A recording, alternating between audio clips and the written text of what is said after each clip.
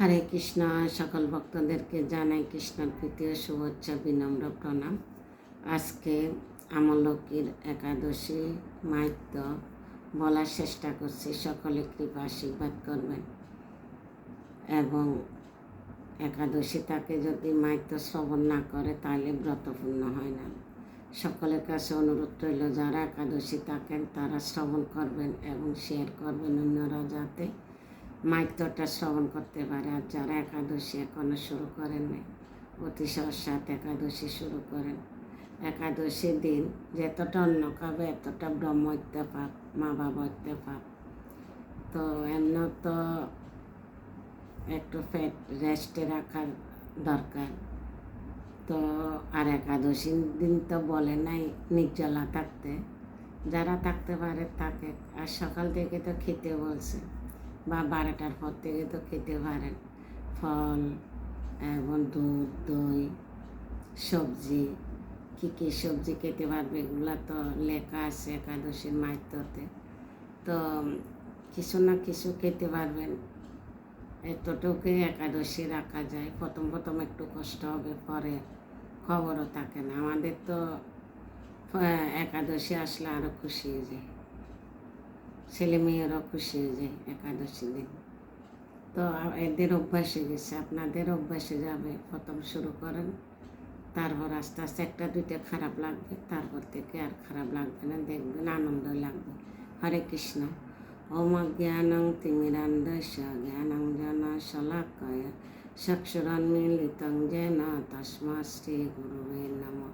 শ্রী চৈতন্য মনোভীষ্টং স্থাপিতং येन ভূতলে স্বয়ং রূপ কদা মह्यं দদাতি স্বপদান্তিকং। বন্দেহং শ্রীগুরো শ্রীযুতপদকমলং শ্রীগুরূन् বৈষ্ণবাংশ। শ্রীরূপং সাগ্রজাতং সহগণ রঘুনাথং বিতং তং সজ্জীবং সাদ্বৈতং সাবধূতং পরিজন সহিতং কৃষ্ণ চৈতন্য দেবং শ্রীরাধা কৃষ্ণ পাদান সহগণ ললিতা শ্রী বিশাখানিতং স। হে কৃষ্ণ করুণা সিন্ধু দীনবন্ধু জগৎপতে গোপেশ গোপিকা কান্ত রাধাকান্ত নমস্তুতে। তপ্ত কাঞ্চন গৌরাঙ্গী রাধে বৃন্দাবনেশ্বরী বিশ্ববানুসুতে দেবী প্রণমামি হরিপ্রিয়ে।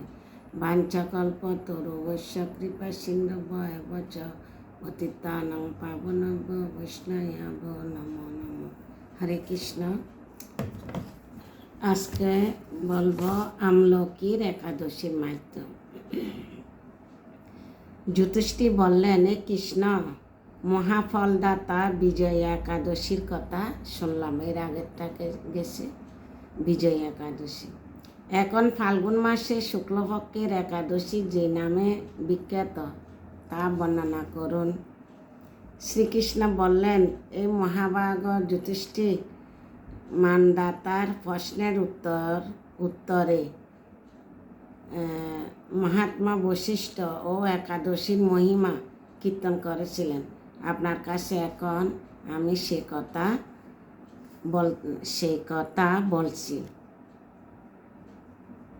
এই একাদশীর নাম আমলকি।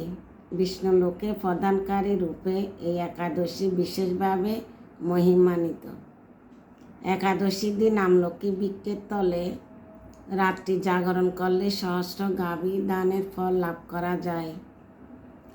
এ পাণ্ডুনন্দন পূর্বে ব্রহ্মা রাত্রিতে দৈনন্দিন প্রলয় উপস্থিত হলে স্থাবর জঙ্গম সহ দেবতা অসুর ও রাক্ষস সব কিছু বিনাশ হয়। তখন ভগবান সে কারণ সমুদ্রে অবস্থান করেন। তার মুখপদ্ম থেকে চন্দ্রবর্ণের এক বিন্দু জল ভূমিতে পড়ে। সে জলবিন্দু থেকে একটি বিশাল আমলকি বৃক্ষ উৎপন্ন হয়। এই বৃক্ষের স্মরণমাত্র গোদানের ফল দর্শনে তাহার দ্বিগুণ এবং এর ফল অবক্ষণে তিন গুণ ফল লাভ হয়। এই বৃক্ষে ব্রহ্মা, বিষ্ণু আর মহেশ্বর সর্বদা অবস্থান করে। আমাদের এখানে তো আমলকির বৃক্ষ নাই, কিন্তু প্রচুর আমলকি আছে। এই প্রতিটি শাখা প্রশাখা পাতায় ঋষি দেবতা ও প্রজাপতিগণ বাস করেন। এই বৃক্ষকে সমস্ত বৃক্ষের আদি বলা হয় এবং তা পরম বৈষ্ণব রূপে বিখ্যাত। অতএব এই শ্রেষ্ঠ ব্রত সকলেরই পালনীয়। এখন এই ব্রতের একটি অদ্ভুত ইতিহাস আপনার কাছে বর্ণনা করছি। প্রাচীনকালে বদিশ নাম এক প্রসিদ্ধ নগর ছিল। এই নগরে চৈত্ররথ নামে এক রাজা রাজত্ব করতেন। চন্দ্রবংশীয় পাশবিন্দুক রাজা পুত্ররূপে তিনি জন্মগ্রহণ করেন। তিনি অত্যন্ত শক্তিমান ও ঐশ্বর্যশালী।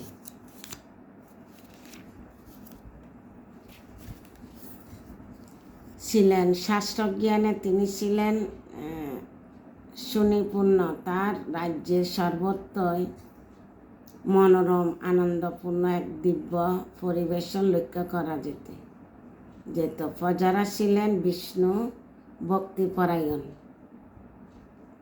সকলে একাদশী ব্রত পালন করতেন, আর রাজ্যে কোনো অভাব অমঙ্গল ছিল না।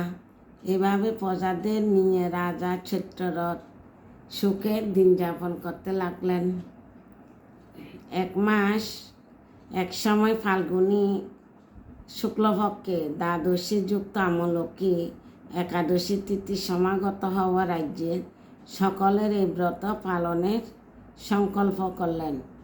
ওই দিন প্রাতঃস্নানের পর প্রজাদের নিয়ে রাজা ভগবান শ্রী বিষ্ণু মন্দিরে যান। সেখানে সুবাসিত জলপূর্ণ কলস, ছত্র, বস্ত্র, পাদুকা, পঞ্চরত্ন ইত্যাদি দিয়ে সাজিয়ে স্থাপন করেন। তারপর ধূপ দীপ দিয়ে যত্ন সহকারে মুনি ঋষিদের দ্বারা পরশুরাম মুক্তি সমন্বিত আমলকির পূজা করেন। এই পরশুরাম এর রেণুকার শুকবদ্ধক এই রাত্রি এই পাপ বিনাশিনী আমলকি তোমাকে প্রণাম, আমার অজ্ঞ জল গ্রহণ করো। এভাবে দিনে যথাবিধি পূজা স্তব স্তুতি নৃত্য গীত করে রাজা ভক্তিভরে সে বিষ্ণু মন্দিরে রাত্রি জাগরণ করতে লাগলেন। এক সময় দৈবযুগের একটি বেদ সেখানে উপস্থিত হয়। রাজার সামগ্রী সহ বহু ব্যক্তিকে একত্রে রাত্রি জাগরণে করতে দেখে সে কৌতূহল ক্রান্ত হয়ে এসে ভাবল, এসব কি ব্যাপার। বিষ্ণু মন্দিরে প্রবেশ করে সে বসে পড়ল। কলসের উপর স্থাপিত বিষ্ণু মূর্তি দর্শন করল।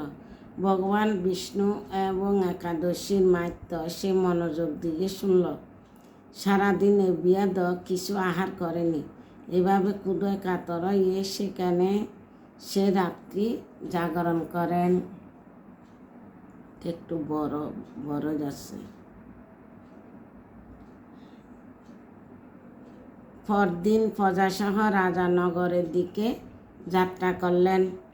সে বেদ তার গৃহে ফিরে গেল। এরপর এক সময় বেদের মৃত্যু হলো। একাদশীতে রাত্রি জাগরণে ব্রতর প্রভাবে সেই বেদ পরবর্তী জন্মে এক রাজ্যের অধীশ্বরূপে নিযুক্ত হল। জয়ন্তী নামে এক নগরী ছিল। সেখানে বিদুরথ নামে এক রাজা বাস করতেন। ওই বেদ বিদুরথ রাজার মহাবলী পুত্ররূপে জন্মগ্রহণ করেন। তার নাম হয় বসুরথ। 1,00,000 গ্রামের আধিপত্য তিনি লাভ করলেন এবং ছিলেন সূর্যের মতো তেজস্বী, চন্দ্রের মতো কান্তিমান ও পৃথিবীর মতো ক্ষমাশীল। বিভিন্ন সদ্গুণের ভূষিত বসুদেব পরম বিষ্ণু ভক্তিপরায়ণ হন। এই মহানদাতা রাজা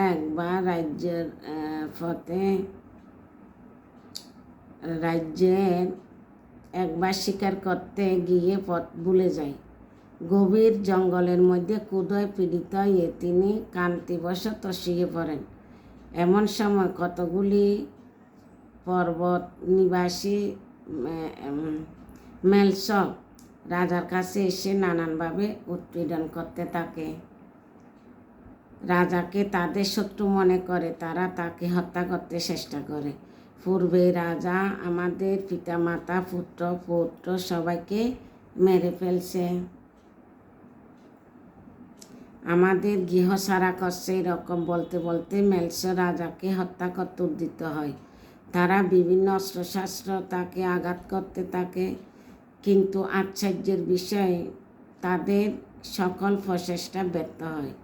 রাজার কোনো ক্ষতিও তারা সাধন করতে পারেনি।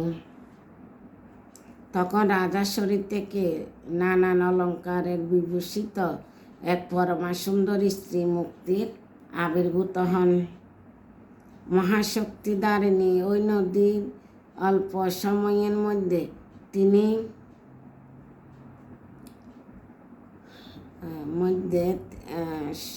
সকল পাপী মেলসকে নিধন করল।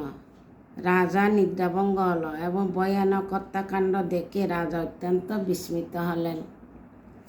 তিনি বলতে লাগলেন, আহা, আমার শত্রুদের হত্যা করে কে আমার প্রাণ রক্ষা করল? এমন কৃপালু কে আছে? আমি তার প্রতি আমার কৃতজ্ঞতা প্রকাশ করছি। এক সময় দৈববাণী হল, ভগবান কেশব ব্যতীত শরণাগতকে রক্ষা করা আর কে আছে? তিনি শরণাগত পালক। দৈববাণী শুনে তিনি ভক্তিযুক্ত চিত্তে গৃহে ফিরে এলেন। তারপর প্রজাসহ মহাসুখে ইন্দ্রের মতো নিষ্কপটক রাজ্য ভোগ করতে লাগলেন। বশিষ্ঠ বললেন, এ রাজন, যে মানুষ এ পরম উত্তম আমলকী একাদশী ব্রত পালন করেন তিনি নিঃসন্দেহ বিষ্ণুলোকে প্রাপ্ত হন। হরে কৃষ্ণ। আজকে হলো আমলকী একাদশীর মাহাত্ম্য। তো একাদশী তাকে একাদশী মাহাত্ম্য করলে ব্রত পূর্ণ হবে আর সমস্ত পাপ দূর হবে। হরে কৃষ্ণ। ভিডিও অনেক বড় যাচ্ছে, আর কিছু বলতেছি না। তো এই মাহাত্ম্যটা বড়, তার কারণ একটু বেশি হয়েছে। কষ্ট করে শ্রবণ করে নেবেন, কষ্ট করে একাদশী থাকেন, মাহাত্ম্য শ্রবণ করে ব্রত পূর্ণ করবেন এবং শেয়ার করবেন, যাতে অন্যরা শ্রবণ করতে পারে। হরে কৃষ্ণ। সবাইকে প্রণাম।